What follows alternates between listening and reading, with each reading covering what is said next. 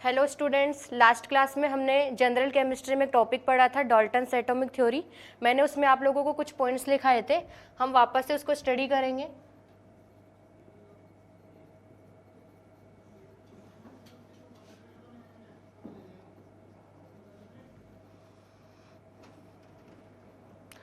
इस चैप्टर में हम बिल्कुल बेसिक टॉपिक्स पढ़ने वाले हैं। जैसे कि हमने स्टार्टिंग में पढ़ा मैटर क्या होता है, मैटर की स्टेट्स क्या होती है, सॉलिड लिक्विड गैस, मास क्या होता है, वॉल्यूम क्या होता है, ये सब हमने शुरुआत से स्टडी किया है।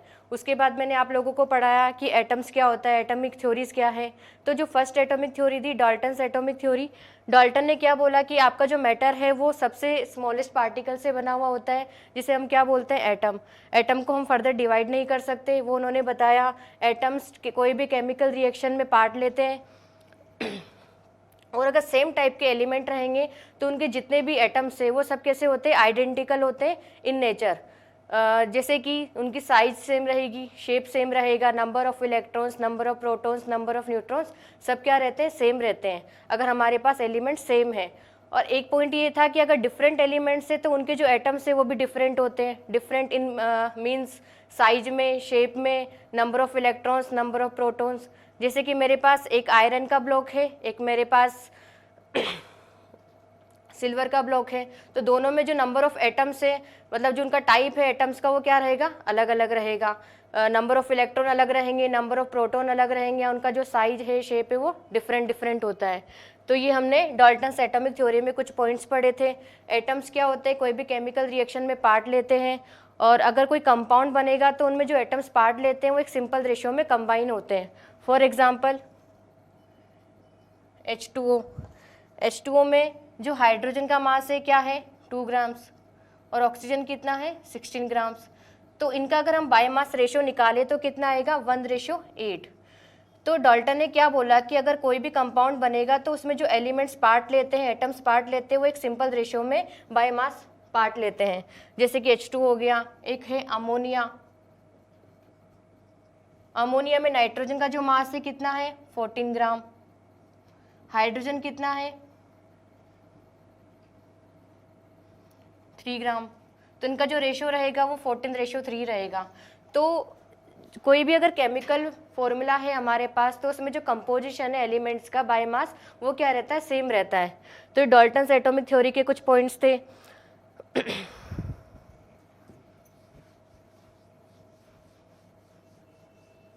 एक पॉइंट डाल्टन ने क्या बोला कि एटम्स को ना तो हम डिस्ट्रॉय कर सकते हैं ना क्रिएट कर सकते हैं। इट मीन्स अगर कोई हम केमिकल रिएक्शन कराएंगे तो स्टार्टिंग में जो हमने एटम्स लिए हैं वो एटम्स हमें आफ्टर द रिएक्शन भी मिलेंगे और कोई नया एटम वहाँ पर क्रिएट नहीं हो सकता है। तो एटम को ना तो हम क्रिएट कर सकते हैं ना डिस्ट्रॉय कर सकते हैं। ये डाल्टन्स एटॉमिक थ्योरी के कुछ मेन पॉइंट्स थे। लास्ट क्लास में हमने सारा स्टडी किया था। आज मैं आप लोगों को डाल्टन्स एटॉमिक थ्योरी की कुछ मेरिट्स बताऊंगी।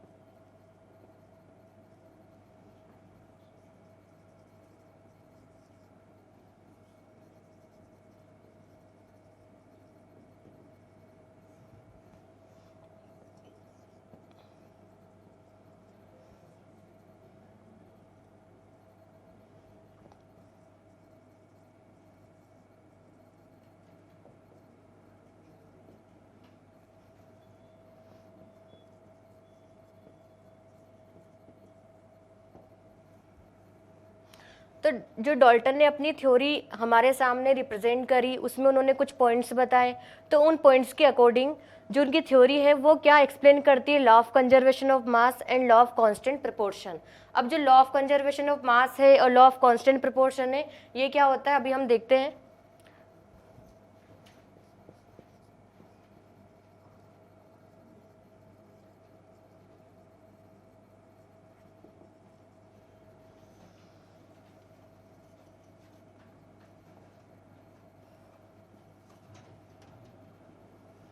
आप लोगों को पता होगा कि मैंने डाल्टन्स एटॉमिक थ्योरी में एक पॉइंट बोला था कि एटम्स को हम ना तो क्रिएट कर सकते हैं और ना कि डिस्ट्रॉय कर सकते हैं। एटम ना तो कोई क्रिएट होगा ना डिस्ट्रॉय होगा। तो लॉ ऑफ कंजर्वेशन ऑफ मास से वो सब एक्सप्लेन होता है।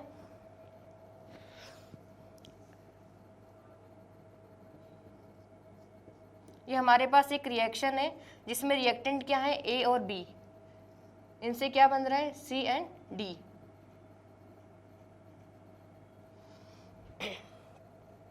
ए प्लस बी रिएक्ट करके क्या बनाते हैं, सी प्लस डी। ये रिएक्टेंट्स है एंड ये क्या है, प्रोडक्ट्स।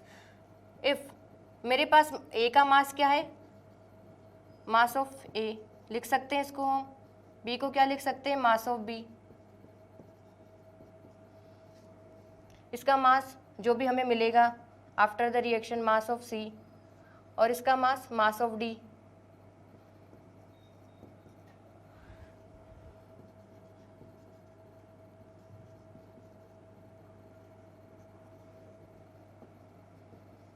तो law of conservation of mass क्या बोलता है कि रिएक्टेंट का जो मास रहेगा हमारे पास बिफोर द रिएक्शन, उतना ही मास हमें आफ्टर द रिएक्शन प्रोडक्ट्स का मिलेगा।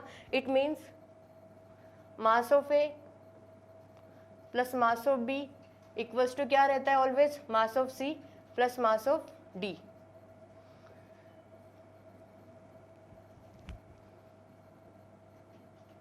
मास of reactants equals to mass of products.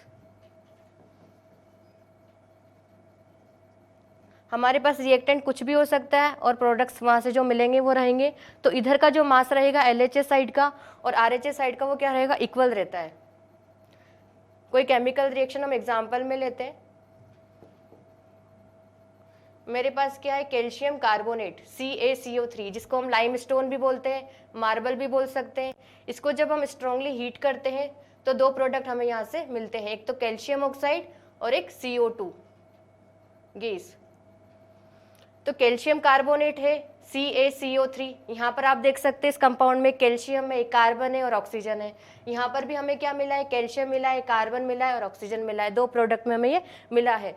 तो यहाँ पर हमने जो कंपाउंड लिया था उसमें जो टाइप ऑफ एटम्स है वही टाइप ऑफ एटम्स हमें यहाँ पर मिला है। इसका मतलब एटम्स को ना तो हम क्रिएट कर सकते हैं और जो यहाँ पर एटम्स है सारे यहाँ पर मिले हैं तो डिस्ट्रॉय भी नहीं कर सकते। कोई नया एटम भी नहीं है, जो है वो सारे एटम्स हमें आफ्टर द रिएक्शन मिले हैं। अब इसके बाद हम देखते हैं कि इसका मास कितना है। कैल्शियम के एक एटम का मास कितना होता है, 40। कार्बन के एक एटम का मास कितना होता है, 12। Mass of one atom of oxygen होता है 16। 3 एटम्स यहाँ पर है तो क्या लिखेंगे, 3 × 16।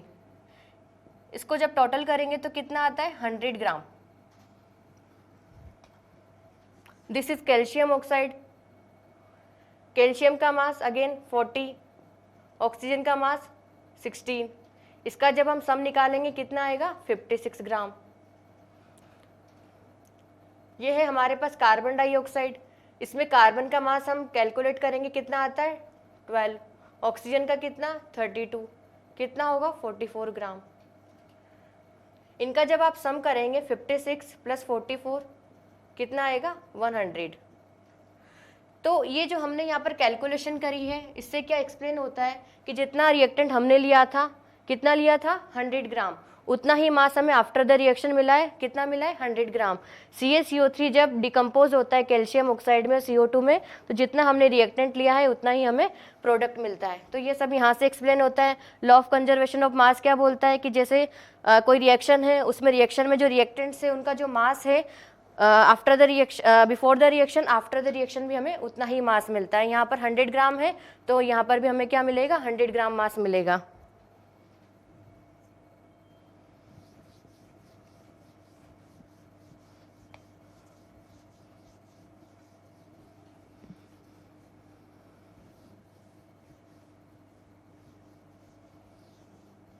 तो लॉ ऑफ कंजर्वेशन ऑफ मास को हमने इस रिएक्शन से समझा कि जो मास है वो क्या रहता है, कंजर्व रहता है before the reaction and after the reaction. एक एग्जांपल और लेंगे हम, नाइट्रोजन और हाइड्रोजन। नाइट्रोजन गैस और हाइड्रोजन गैस मिलकर किसका सिंथेसिस करती है, अमोनिया का। इसको हम हेबर प्रोसेस भी बोलते हैं, Haber process of ammonia synthesis. Ammonia बनाने की ये रिएक्शन है, नाइट्रोजन और हाइड्रोजन दोनों मिलकर क्या बनाते हैं, अमोनिया। अब यहाँ पर हम सेम वही फॉलो करते हैं, जैसे हमने कैल्शियम कार्बोनेट का मास वहाँ पर लिखा था और कैल्शियम ऑक्साइड CO2 का प्रोडक्ट्स का मास लिखा था, वैसे हम यहाँ पर क्या करेंगे, रिएक्टेंट का मास और प्रोडक्ट का मास कैलकुलेट करेंगे। रिएक्टेंट क्या है, नाइट्रोजन। नाइट्रोजन के एक एटम का मास कितना होता है, 14 ग्राम। हमारे पास कितने एटम्स हैं, 2 एटम्स, तो कितना मास हो गया इनका, 28 ग्राम।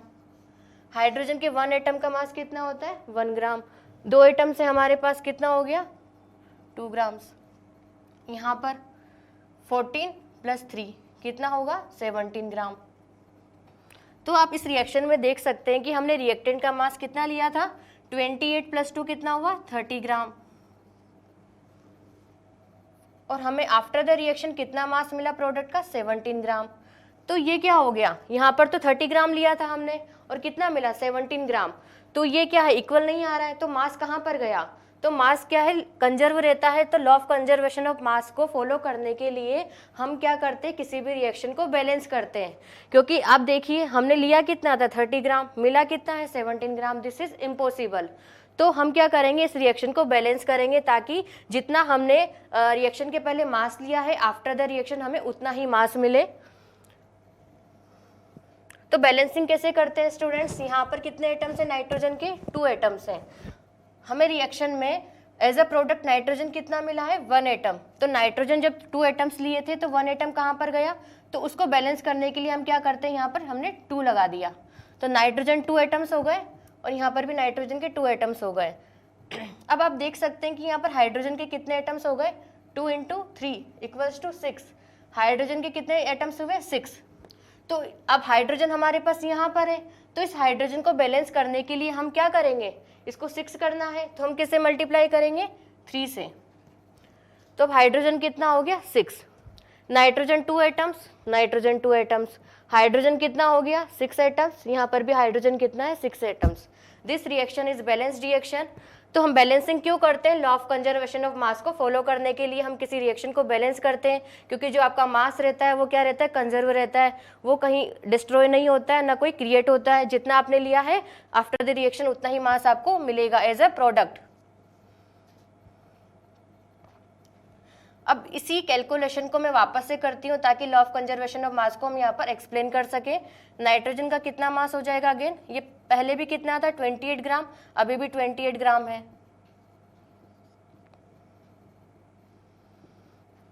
पहले हाइड्रोजन के 1 मॉलिक्यूल का मास 2 ग्राम था, हमारे पास कितने मॉलिक्यूल हो गए, अब 3 मॉलिक्यूल्स। 3 मॉलिक्यूल्स का मास कितना हो जाएगा, 6 ग्राम। ये अमोनिया था, NH3 को हम बोलते हैं अमोनिया गैस। अमोनिया गैस के एक मॉलिक्यूल का मास कितना था पहले, 17 ग्राम। कितने मॉलिक्यूल्स हो गए अब यहाँ पर, 2 मॉलिक्यूल्स। देन 2 मॉलिक्यूल्स का मास कितना हो जाएगा, 2 × 17 34 ग्राम। आप इसका यहाँ पर सम निकालिए, कितना आएगा, 34 ग्राम, और ये भी 34 ग्राम। तो जो हम करना चाह रहे थे वो यहाँ पर हो चुका है, लॉ ऑफ कंजर्वेशन ऑफ मास। जितना मास आपने लिया था स्टार्टिंग में 34 ग्राम, आपको एज अ प्रोडक्ट कितना मिला है, 34 gram. Law of conservation of mass यही होता है। तो यहाँ पर जो ये बैलेंस नहीं था मास, उसके लिए हमने क्या करा, इस रिएक्शन को बैलेंस करा ताकि आपका मास क्या रहे, कंजर्व रहे। तो यहाँ पर हमें बैलेंसिंग भी सीख ली आज इसी एग्जाम्पल के थ्रू कि बैलेंसिंग कैसे करते हैं। हमें यहाँ पर क्या करा, हिट एंड ट्रायल मेथड लगाया। नाइट्रोजन के जितने एटम्स थे उतने एटम हमने RHA साइड में करे, और हाइड्रोजन जितना चेंज हो चुका था उतना चेंज को बराबर करने के लिए हमने क्या करा, हाइड्रोजन के आगे कुछ मल्टीप्लायर लगाया। तो इससे क्या हुआ, ये रिएक्शन बैलेंस हुई।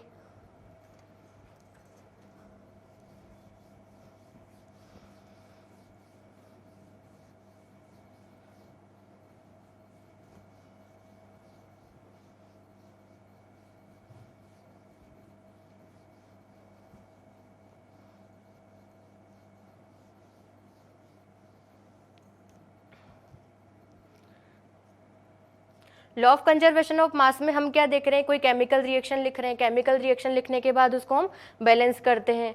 तो इसी सीरीज में हम एक रिएक्शन और देखते हैं। बैलेंसिंग अगर हम सीखने लगे तो एक रिएक्शन और देख लेते हैं।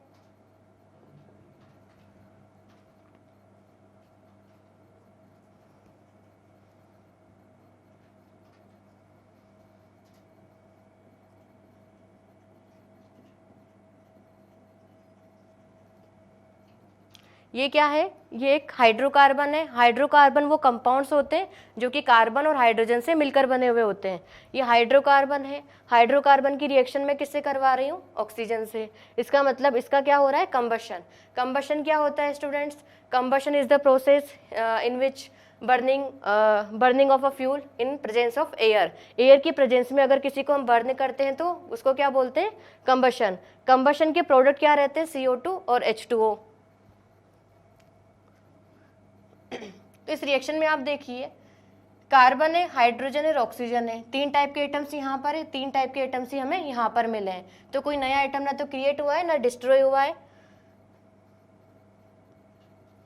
तो हमारे पास स्टार्टिंग में कितने कार्बन थे, 2 कार्बन्स। तो 2 कार्बन को हमने बैलेंस करने के लिए क्या लगाया, यहाँ पर 2 लगा दिया। हाइड्रोजन कितना है, 4। तो 4 हमारे पास हाइड्रोजन के एटम है, तो उसको 4 करने के लिए हमने क्या करा, यहाँ पर 2 से मल्टीप्लाई करा। तो आपका कार्बन बैलेंस हो चुका है, हाइड्रोजन बैलेंस हो चुका है, 4 इधर है और 4 इधर है। अब ऑक्सीजन देखिए, इधर RHS में कितना हो चुका है, 2 × 2 4, और यहाँ पर 2 कितना हो गया, 6। तो RHS में जब आपके पास 6 ऑक्सीजन एटम है और LHS में कितने हैं, 2, तो इसको बैलेंस करने के लिए हम किस मल्टीप्लायर से मल्टीप्लाई करेंगे, 3 × 2 = 6। कार्बन 2, कार्बन इधर हो गया आपका 2। हाइड्रोजन कितने हैं, 4 हाइड्रोजन एटम्स हैं, इधर भी क्या हो गया, 4 हाइड्रोजन एटम। ऑक्सीजन कितना है, इधर 6, इधर भी 6। तो ये आपकी रिएक्शन बैलेंस हो गई। तो आप मास को भी कैलकुलेट कर सकते हैं।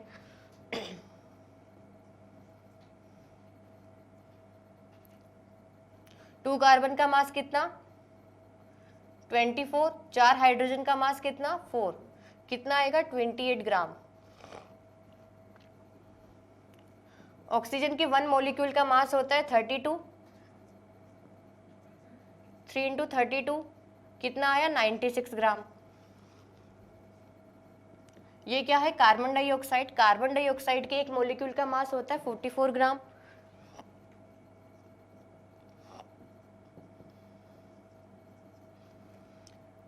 फोर्टी को मैंने क्या किया, 2 से मल्टीप्लाई करा, 88 हो गया। ये क्या है, H2O। H2O के 1 मॉलिक्यूल का मास होता है 18 ग्राम × 2। यहाँ पर जो मैं मॉलिक्यूलर मास कैलकुलेट कर रही हूँ, ये इसी चैप्टर में हम आगे पढ़ेंगे मॉलिक्यूलर मास कैसे कैलकुलेट करते हैं। आप लोग बस इतना सा देखिए कि लॉ ऑफ कंजर्वेशन ऑफ मास हो क्या रहा है यहाँ पर। अब इनका हम सम निकालेंगे, कितना आएगा, 8 + 6 124। यहाँ पर देखिए,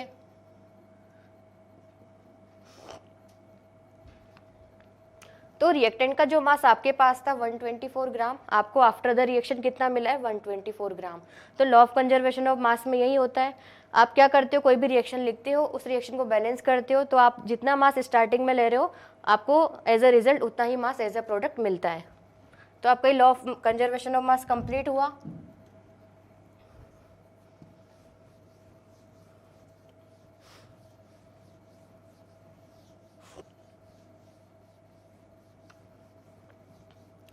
तो मैंने मेरिट में आप लोगों को एक पॉइंट लिखाया था कि डाल्टन्स जो थ्योरी है, डाल्टन्स एटॉमिक थ्योरी, वो क्या एक्सप्लेन करती है, लॉ ऑफ कंजर्वेशन ऑफ मास को एक्सप्लेन करती है। और एक क्या लिखा था, law of constant proportion.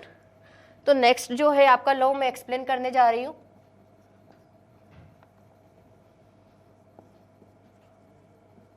Law of constant proportion.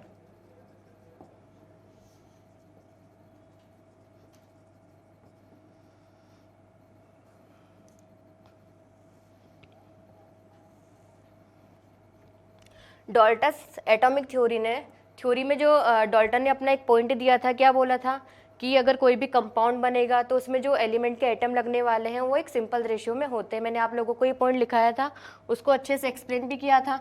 जैसे कि H2O है, तो ये जो कंपाउंड बना है, इस कंपाउंड में एलिमेंट लगे हाइड्रोजन और ऑक्सीजन, इनके जो एटम्स लगे हुए हैं, इनका मास क्या है, यहाँ पर हाइड्रोजन का कितना हो गया, 2 ग्राम, ऑक्सीजन कितना है, 16 ग्राम। तो इसका जब हम रेशियो निकालेंगे तो कितना आएगा, 1:8। सिंपल रेशियो मिला आपको, होल नंबर में रेशियो मिला। तो लॉ ऑफ कांस्टेंट प्रोपोर्शन यही बोलता है, मतलब जो भी कोई कंपाउंड आपका रहेगा तो उस कंपाउंड में जो एटम्स पार्टिसिपेट करते हैं उनका जो बाय मास रेशियो होता है वो क्या होता है, एक सिंपल रेशियो होता है, और वो क्या रहता है, कांस्टेंट रहता है, डेफिनेट रहता है। जैसे कि मैं आपको एक एग्जांपल देती हूँ, NaCl, सोडियम क्लोराइड, जिसको कि हम सॉल्ट बोलते हैं। तो सॉल्ट को आप कहाँ से गेन कर सकते हो, सी वाटर से हमें गेन होता है वो। उसके अलावा हम कोई न्यूट्रलाइजेशन रिएक्शन से गेन कर सकते हैं। और NaCl आपको जहाँ कहीं भी मिलेगा, इंडिया में हो या फिर कहीं बाहर की बात करें हम, तो NaCl का जो कंपोजिशन है वो क्या रहता है, बिल्कुल सेम रहता है। तो NaCl का कंपोजिशन जैसे कि NaCl, तो सोडियम का कितना मास है यहाँ पर 23 ग्राम, क्लोरीन का कितना मास है 35.5 ग्राम। तो ये जो कंपोजिशन है बाय मास वो क्या रहने वाला है, सेम रहने वाला है। भले आपका जो सोर्स है वो भले चेंज हो जाए, NaCl आपको कहीं से भी मिले तो उसका जो कंपोजिशन रहेगा वो ऑलवेज क्या रहेगा, सेम। तो आपका जो प्रोपोर्शन है वो क्या रहता है, कांस्टेंट रहता है। कांस्टेंट प्रोपोर्शन में कोई भी कंपाउंड में एटम जो है वो पार्टिसिपेट करते हैं। CO2 का एग्जाम्पल देख लीजिए, कार्बन कितना है यहाँ पर 12 ग्राम, ऑक्सीजन कितना है 32 ग्राम। इसका सिंपल रेशियो निकालिए, कितना आएगा 3:8। तो जो CO2 में जो कार्बन और ऑक्सीजन का बायोमास रेशियो है वो क्या रहने वाला है, ऑलवेज कांस्टेंट 3:8। भले आपको CO2 कहीं से भी मिले। अभी मैंने एक एग्जांपल बताया था ये वाला, तो इसमें आपको CO2 मिल रही है एज अ प्रोडक्ट, तो CO2 का जो कंपोजिशन है वो क्या है, सेम है, वही फॉर्मूला है, C, एक कार्बन और 2 ऑक्सीजन। तो यही फॉर्मूला आपको, यही कार्बन डाइऑक्साइड का जो केमिकल फॉर्मूला है आपको कहाँ पर मिलेगा, आपका जो एयर है, एयर में जो कार्बन डाइऑक्साइड का कंपोजिशन रहता है वो भी CO2 सेम ही रहने वाला है। तो लॉ ऑफ कांस्टेंट प्रोपोर्शन का मतलब यही है कि आपका जो कोई केमिकल फॉर्मूला है, केमिकल फॉर्मूला में जो कंपोजिशन है एटम्स का बाय मास वो क्या रहता है, ऑलवेज सेम रहता है। इसका मतलब कोई भी केमिकल फॉर्मूला आपका फिक्स होता है, उसको आप चेंज नहीं कर सकते, भले उसका सोर्स आप कुछ भी ले, ठीक है।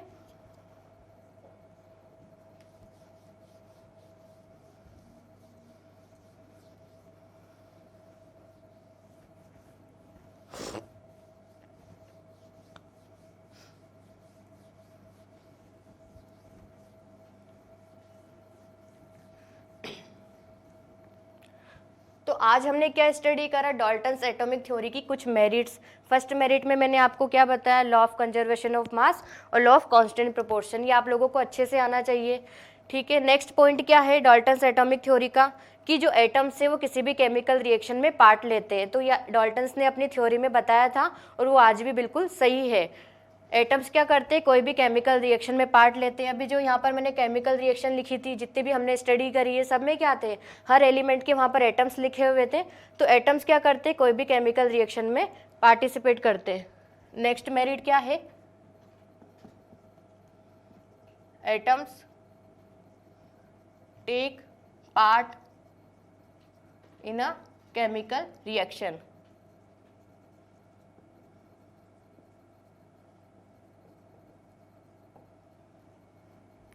एटम्स केमिकल रिएक्शन में पार्ट लेते हैं।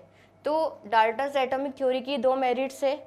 तो आप लोगों को पता ही है, कुछ भी हो, कोई भी थ्योरी हो, कुछ भी हो, तो उसमें क्या होता है कि उसके फ़ायदे तो कम रहते हैं, नुकसान ज़्यादा रहते हैं। तो फ़ायदे तो यही थे, इसके 2 लिमिट्स मैंने आपको बता दी क्या थी, atoms take part in a chemical reaction, merit में क्या आता है, atoms take part in a chemical reaction, और law of conservation of mass और लॉ ऑफ कांस्टेंट प्रोपोर्शन को ये प्रूव करता है। नेक्स्ट हम देखते हैं डीमेरिट्स।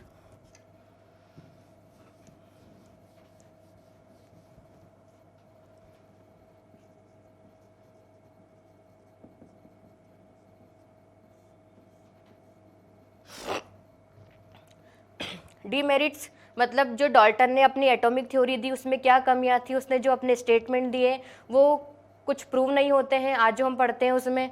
तो वो क्या है, फर्स्ट पॉइंट क्या है,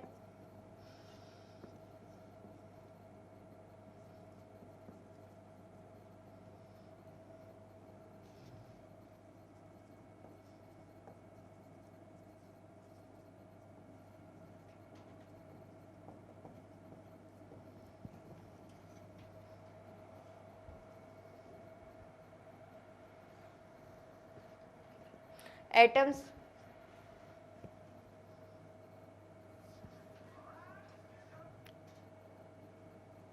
are no more longer indivisible.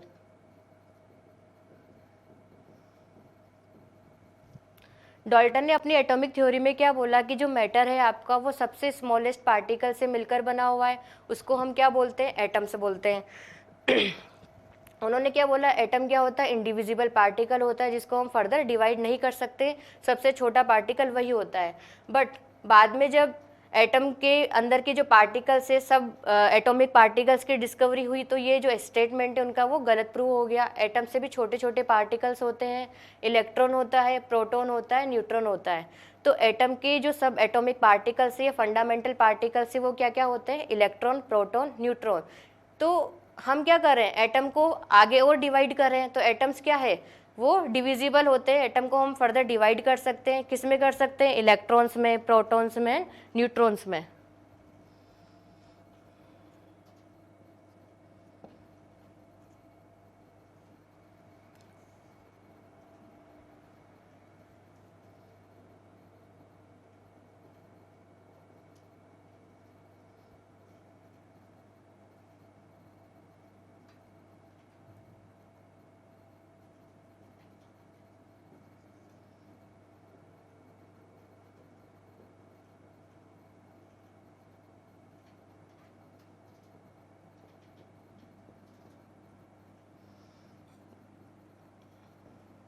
तो नेक्स्ट डिमेरिट क्या है एटॉमिक थ्योरी की, can not explain that why atoms of same element combine to each other.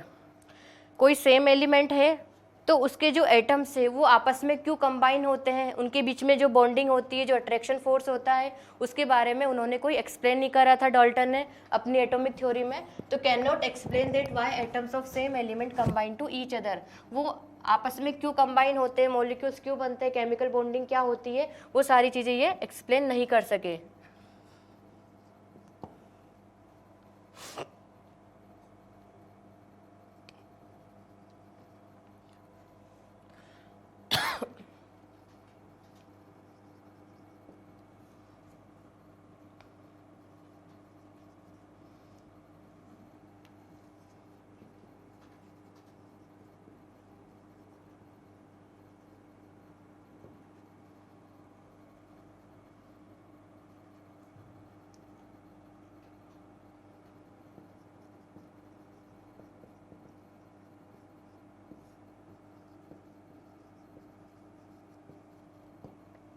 Dalton ने अपनी एटॉमिक थ्योरी में एक पॉइंट दिया था, मैंने आप लोगों को पढ़ाया था कि कोई अगर एलिमेंट है सेम टाइप का है तो उसके जितने भी एटम्स होने वाले हैं वो सारे कैसे होते हैं, सेम होते हैं।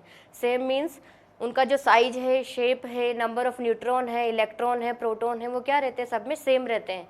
तो same elements have identical atoms, ये इन्होंने जो स्टेटमेंट दिया था वो कब, वो गलत प्रूव हुआ जब आइसोटोप्स की डिस्कवरी हुई। आइसोटोप जब हमारे पास पिक्चर में आए तो क्या पता चला कि एलिमेंट तो सेम है लेकिन उनके जो नंबर ऑफ न्यूट्रॉन है वो क्या है, दोनों में डिफरेंट डिफरेंट है। मैंने आपको लास्ट क्लास में बताया भी था कि आइसोटोप्स क्या होते हैं, आइसोबार्स क्या होते हैं। तो ये जो स्टेटमेंट है आइडेंटिकल एटम्स वाला वो यहाँ पर गलत प्रूव होता है जब आइसोटोप पिक्चर में आया। फॉर एग्जाम्पल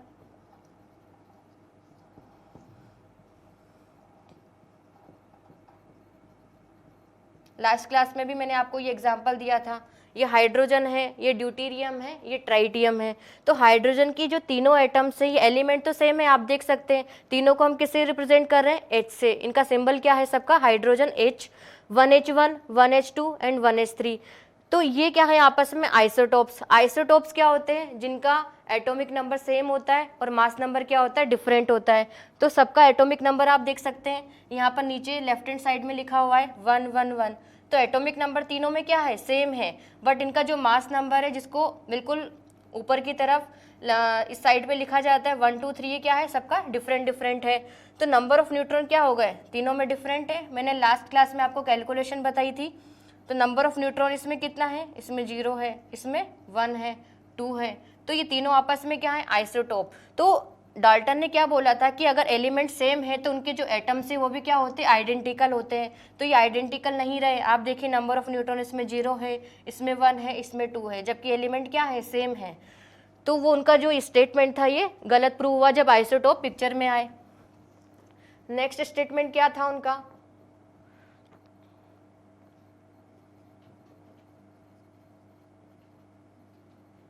डिफरेंट एलिमेंट्स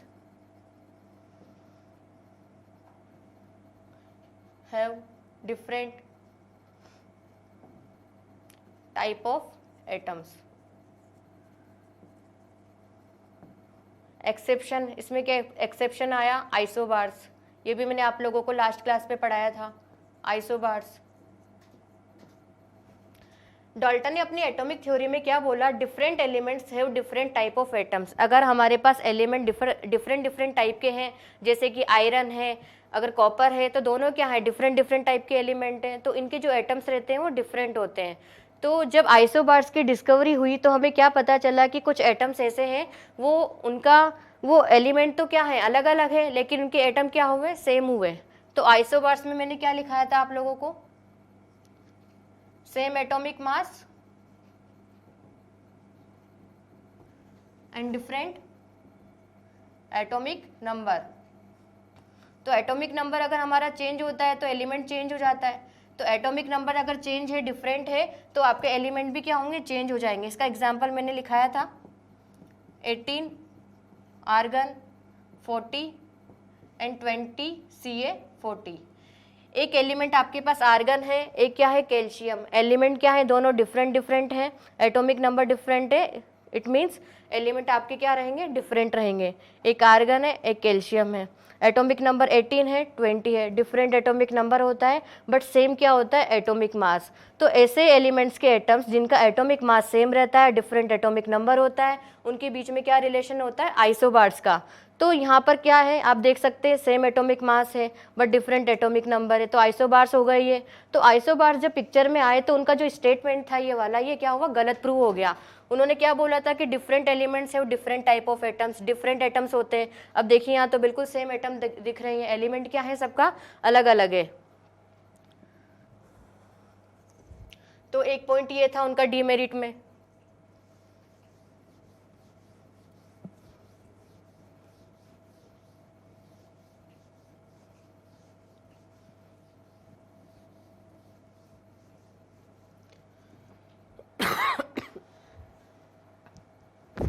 तो हमने डीमेरिट में आज क्या पढ़ा, 4 पॉइंट्स पढ़े, मेन पॉइंट्स थे, ये आप लोगों को अच्छे से लर्न करने हैं।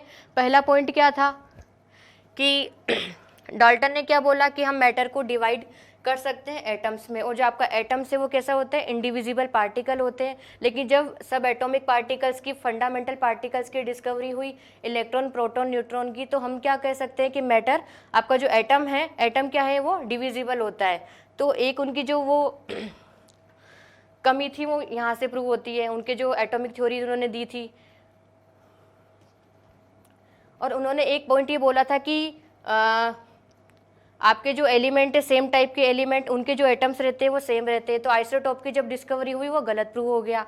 और डिफरेंट एलिमेंट्स के एटम क्या होते हैं, आइडेंटिकल नहीं होते हैं। तो आइसोबार्स की जब डिस्कवरी हुई तो वो भी गलत प्रूव हो गया।